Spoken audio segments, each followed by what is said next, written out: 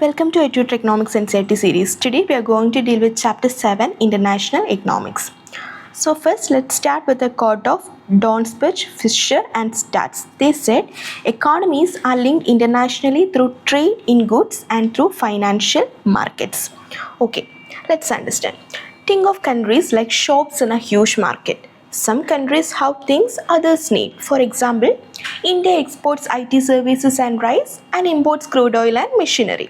If India produces less rice, prices may go up in countries that import it. Similarly, if oil prices rise globally, India has to pay more.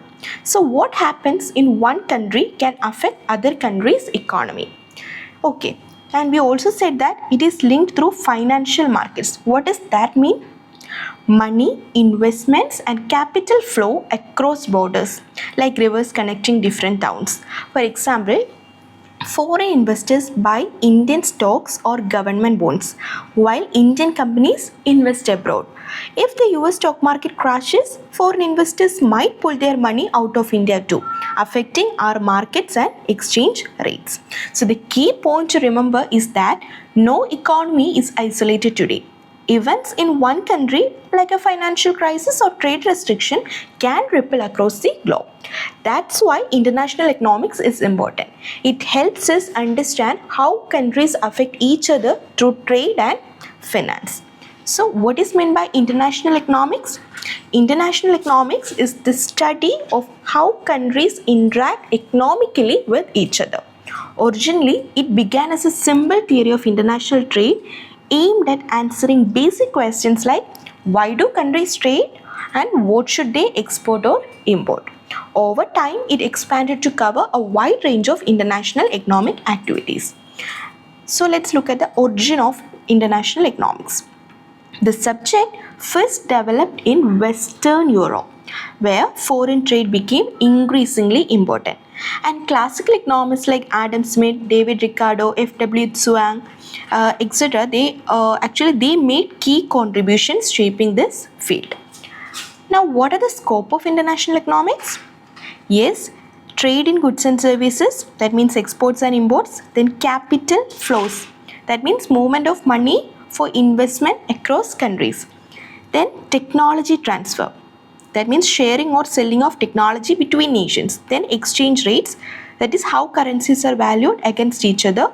Then BOP, that is record of all economic transaction between countries. Trade policies, investment flows and fiscal and monetary policies. So international economics is not just about buying and selling goods. It's about how countries are interconnected financially, technologically and economically. Okay. Let's understand what international economics really means, and that means what is its definition. International economics is the branch of economics that focuses on the exchange of goods and services between two or more countries. Essentially, it is closely related to foreign trade. In simple terms, it's a specialized field of economics that studies how countries depend on each other economically, that is economic interdependence, then the effect of this interdependence on the countries involved, and also the factors that influence international trade and economic relationships such as exchange rate, tariffs and investment flows. So think of India importing oil from Saudi Arabia. This transaction is not just buying and selling. It shows economic interdependence. If oil price rise, it affects India's economy. That's what international economy study. The connections and consequences of trade and financial flows between nations are studied under international economics. Okay, now let's look at the subject matter of international economics. International economics covers a wide range of topics which can classify into four main parts. What are they? Pure theory of trade, policy issues, international cartels and trade blocs, and also international financial and trade regulatory institutions. Let's look at it one by one. Pure theory of trade. So this explains why countries trade with each other. It studies the composition, direction and volume of trade. It also covers terms of trade. What does this terms of trade means? It's the rate at which goods are exchanged between countries. Okay, so it also studies terms of trade, exchange rates, that is how one's country's currency relates to another. Then balance of trade and balance of payment, that is whether a country is importing more than it is exporting and how that affects its economy. For example, India exports software services to USA and imports machinery. The pure theory of trade explains why this happens and what impact it has on India's economy. Okay, so that's about pure theory of trade. And next one, policy issues. Here we focus on government and economic policies that affect international trade. And the key topics included are free trade with protectionism, that should countries trade freely or protect domestic industries. Then regulation of trade, capital and technology flows. Then taxation, subsidies and dumping. What is this word dumping means? Selling goods abroad at very low prices is called dumping. Okay. Then exchange control and convertibility, foreign aid, external borrowings and FDI, correcting disequilibrium in BOP and so on. For example, when India imposes tariff on imported cars to protect domestic manufacturers, it is an issue under policy matters. Okay. That's about policy issues. Now, international cartels and trade blocs. It studies economic integration among countries and it includes international cartels. Cartels means agreements between companies to control prices. Okay, so it includes international cartels, custom unions, trade blocs, economic unions, then monetary unions, MNCs, that is multinational corporations and their role in trade and so on. For example, European Union is a trade bloc that allows free movement of goods, services and capitals among member countries. Okay, and the last one, international financial and trade regulatory institutions. And it focuses on organizations that regulate international economic transactions. It includes IMF, IBRD, WTO, etc. For example, WTO, that is World Trade Organization, sets rules for international trade and resolves trade disputes between countries. Okay, so that's about the scope of or subject matter of international economics. So, do you know what is meant by trade? Trade is a key force that integrates economies. Simply put, trade is the exchange of goods, wares or merchandise among people or entities. For example, when you buy vegetables from a local farmer, that's trade at work. And what are the types of trade? Yes, we have mainly two types of trade, international trade and internal trade. Internal trade means domestic trade. That means trade that takes place within the boundary of a country. It involves the exchange of goods and services between producers and consumers in the same country. It can be further classified into wholesale trade and retail trade. Okay, for example, buying rice from a shop in your city or state is international trade. And what about that is internal trade. And what about international trade? It means foreign trade, that is trade that takes place between two or more countries. It involves exporting goods and services from one country and importing goods and services from another. It helps countries get goods they cannot produce domestically or can produce at a higher cost. For example, India exporting software services to USA or importing crude oil from Saudi Arabia is an international trade. Alright, so let's explain this clearly and make it easy to remember. Okay, so internal trade and international trade. This internal trade refers to exchange of goods and services within the political and geographical boundary of a country. As we have already said, simply it's the trade inside a country. And what are the other names of internal trade? Domestic trade, home trade or intra-regional trade. For example, buying fruits from your local market or selling clothes within your state is a internal trade. And international trade means it refers to exchange of goods and services between two or more countries. It involves trade across political boundaries. And what are the other names of international trade? External trade, foreign trade or inter-regional trade. And we also said its example, what India exporting rice to USA or importing electronics from China. So let's look at the difference between internal and international trade. Internal trade, it takes place between different individuals and firms within the nations. And international trade, is take place between different individuals and firms in different countries. Not that word, different countries. Okay. Then in international trade, labor and capital move freely from one region to another. International trade, labor and capital do not move easily from one nation to another. Then in internal trade, there will be free flow of goods and services since there are no restrictions. And international trade, goods and services do not easily move from one country to another since there are a number of restrictions like tariff and quota. Okay, internal trade, there is only one common currency, and in international trade, there are different currencies. Then the physical and geographical condition of a country are more or less similar in internal trade, while there are differences in physical and geographical conditions of the two countries in international trade. Trade and financial regulations are more or less the same in where? In internal trade, and also trade and financial regulations such as interest rate, trade laws, etc. differs between different countries.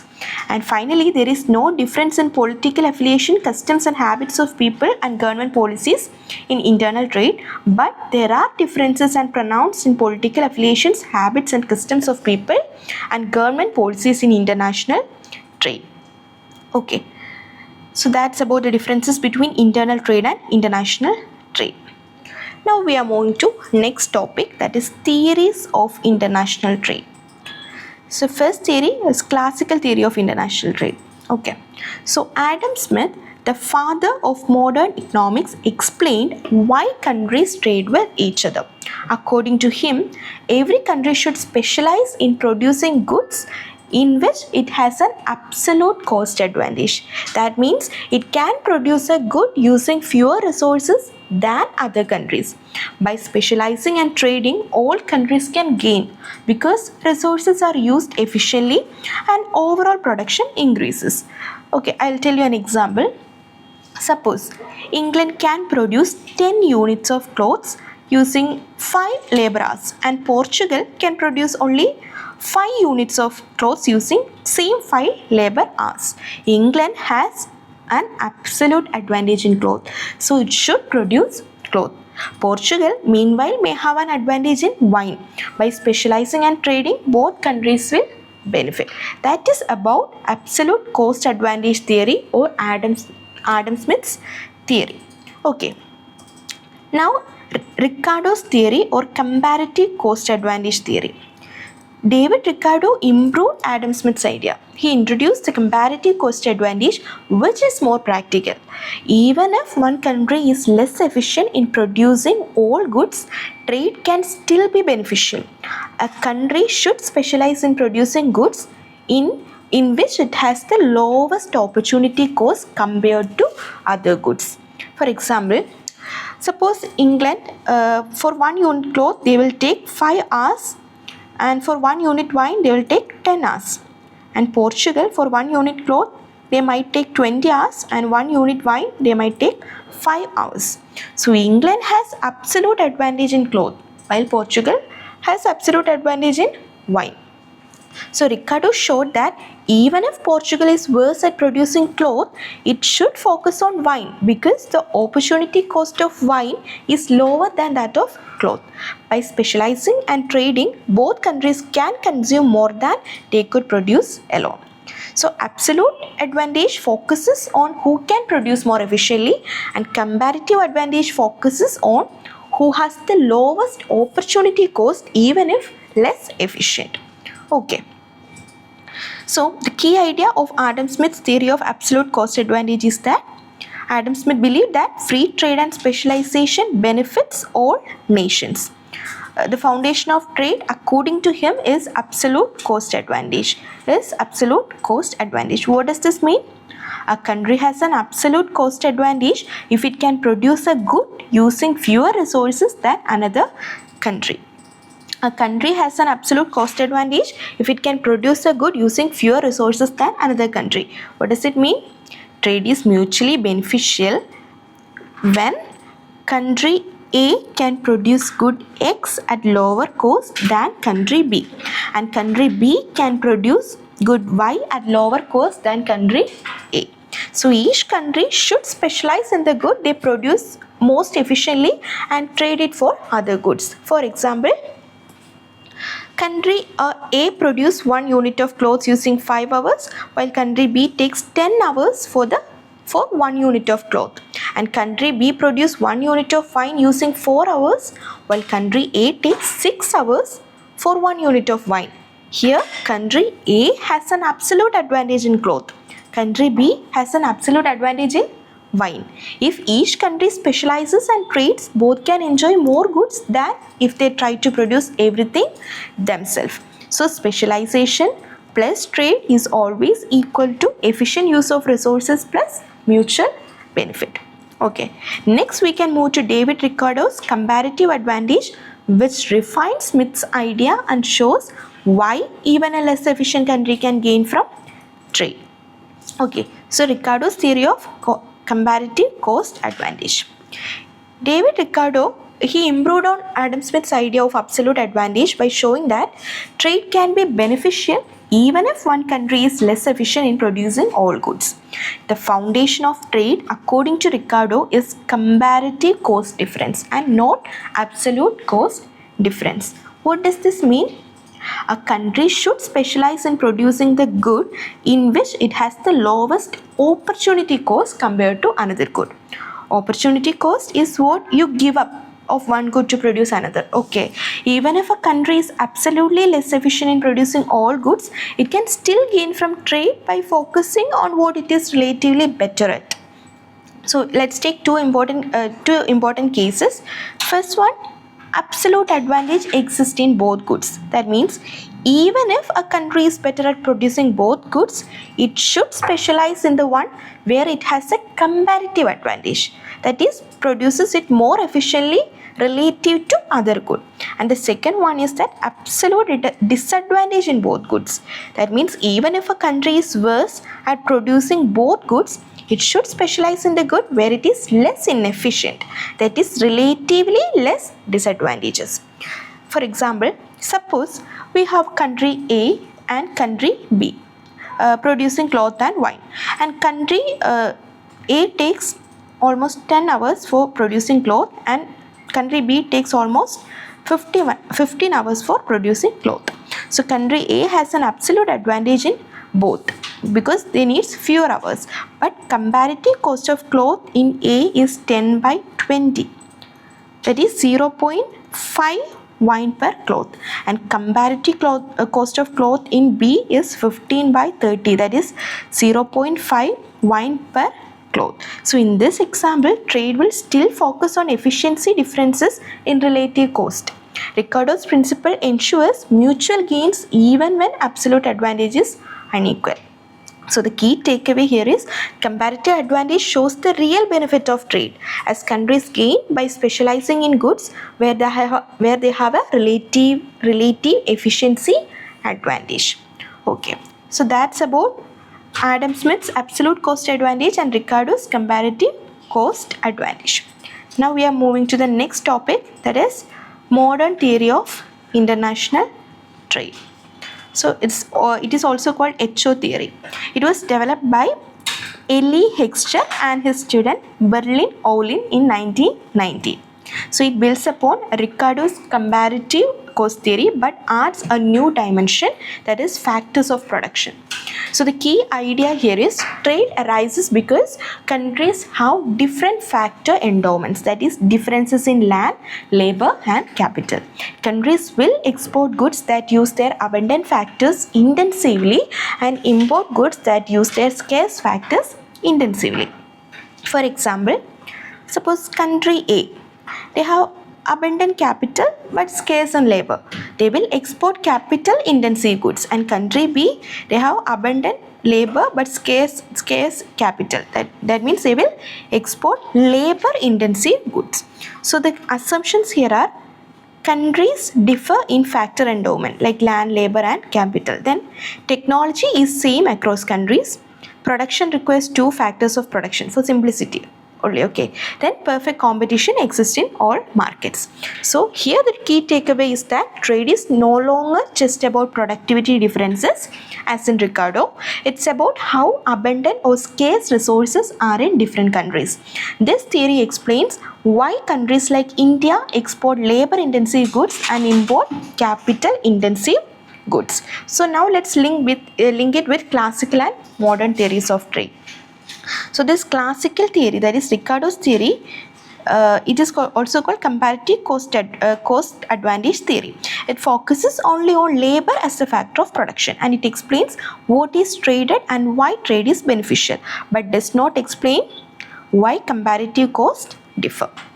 Okay, but this modern theory, that is HO theory, explains the cause of comparative cost differences, and the base of trade is the differences in factor endowments like land, labor, capital, entrepreneur between countries, and it considers the proportion of factors required in production.